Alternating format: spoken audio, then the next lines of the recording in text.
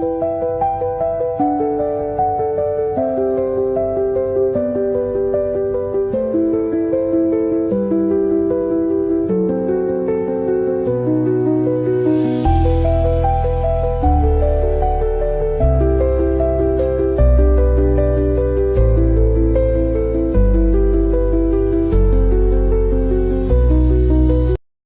का ब्लॉग थोड़ा अलग है और थोड़ा इमोशनल भी, इसलिए सोचा आप सबसे दिल की बात शेयर करूं। नमस्ते दोस्तों, कैसे हैं आप लोग? राधे राधे, जय श्री कृष्णा। तो आज जैसा कि आप जानते हैं कि मैं अपने दिन की शुरुआत हमेशा भगवान के नाम से ही कोशिश करती हूँ। आज भी सुबह उठकर सबसे पहले पूजा की और अपने लड्डू को स्नान कराया, लड्डू का श्रृंगार किया। और लड्डू मेरा श्रृंगार करके बहुत ही सुंदर लगता है और उसको इत्र डाला। इत्र तो मेरे लड्डू गोपाल को बहुत ही पसंद है। फिर मैंने उसे चंदन का तिलक किया और खुद भी तिलक किया। तो आज पूजा करते समय ना मन थोड़ा भावुक सा था, पता नहीं क्यों, लेकिन ऐसा लग रहा था कि आज कुछ नया शुरू होने वाला है। शायद भगवान पहले से ही मन को तैयार कर रहे थे। रामायण पढ़ते फिर मैंने लड्डू गोपाल की सेवा की, उन्हें भोग लगाया और उनसे कहा कि अब जहाँ भी जाएंगे आप भी हमारे साथ चलिएगा। नए घर में भी सबसे पहले आपका ही स्वागत होगा। और फिर मैंने मंत्र जप किया, नाम जप किया। तो फिर मैं लग गई थी रामायण पढ़ने में। तो रामायण पढ़ते पढ़ते एक बात हमेशा महसूस होती है कि जीवन चाहे कितनी भी बदलाव करे, कितने भी जीवन में बदलाव आए, अगर भगवान साथ हैं तो हर मुश्किल आसान हो जाती है। यही सोचकर मन को भी समझाया कि जो हो रहा है शायद इसी में हमारे लड्डू की इच्छा है, शायद इसी में हमारे भगवान की इच्छा है और इससे उसमें ही हमारी भलाई होगी। हमारे लड्डू जो भी करेंगे हमारे साथ वो सब अच्छा ही होगा, तो इसलिए डरने की कोई ज़रूरत नहीं है। और लड्डू मुझे हमेशा एक आत्मविश्वास प्रदान करता है, जिससे मुझे थोड़ा डर कम फील होता है। पर फिर भी नई जगह जाना था तो कुछ तो नर्वस थी मैं। तो मैंने रामायण पाठ किया और भगवान से बस यही प्रार्थना की कि हमारे परिवार पर हमेशा अपनी कृपा बनाए रखना। और फिर मैं लग गई थी नाश्ता बनाने में। तो मैंने नाश्ते के लिए चने बॉईल करने के लिए रख दिए थे और मैं लग गई थी पैकिंग में।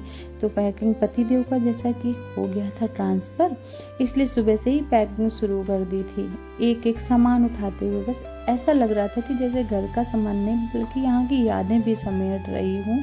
तो बिल्कुल अच्छा नहीं लग रहा था। सारा सामान हम लोग पैक कर रहे थे क्योंकि हमें आज ही रूम खाली करना था। तो सारा सामान पैक होकर के पार्सल भी होना था। तो फिर मैं लग गई नाश्ता बनाने में। चने बॉईल हो चुके थे तो मैंने नाश्ता बनाया। चने और मूंगफली में बॉईल करके उसी को फ्राई कर लेती हूँ। कभी कभी ऐसे ही प्याज टमाटर डाल करके खा लेती हूँ। वैसे तो मैं प्याज का सेवन कम करती हूँ, पर ये कुछ चीज़ों में मैं डाल लेती हूँ। मैं डेली तो प्याज नहीं खाती हूँ और क्योंकि लड्डू को भोग लगाना होता है। पर मैं ये भी नहीं बोलती कि नहीं, मैं खाती ही नहीं हूँ। हाँ, मैं कभी कभी प्याज जब कुछ ऐसी चीज़ें बनती है तो मैं डाल देती हूँ।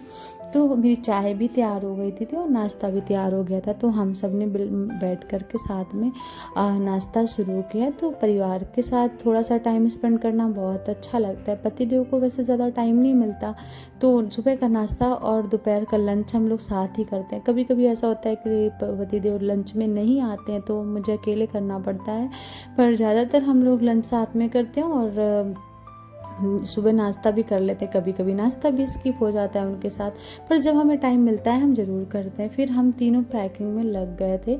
कार्टून पे सारा सामान धीरे धीरे करके हम लोग डाल रहे थे। बीच में फ़ोन भी आ जा रहा था और ना सच में बिल्कुल अच्छा नहीं लग रहा था। बहुत इमोशनल हो रहे थे, हम सभी हो रहे थे, क्योंकि अब गोवा में हमारा मन लग चुका था। तो भाई क्या ही बताऊँ आप लोगों को, फौजी लाइफ ऐसी ही होती है।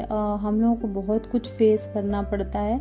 तो वही हम लोग सामान पैक कर एक एक सामान हम लोगों को पैक करना था। गद्दे वद्दे जो भी बहुत सारा सामान हो जाता है, छोटे छोटे सामान बहुत सारे हो जाते हैं। तो भाई क्या सब कुछ रखना होता है, यहाँ पे कुछ छोड़ना नहीं है और साफ़ सफाई भी करके जाना है, क्योंकि यहाँ चेक करने आते हैं कि कुछ छोड़ा तो नहीं है, कुछ गंदगी तो नहीं फैलाई है, साफ़ किया है कि नहीं किया, सब कुछ चेक करने आते हैं।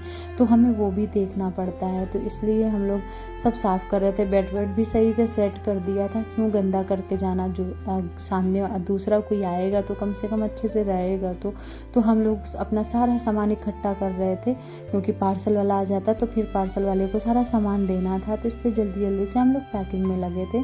नाश्ता कर लिया था तो थोड़ा अच्छा लग रहा था। फिर सारा सामान धीरे धीरे करके हम लोगों ने हॉल में पहुँचाया।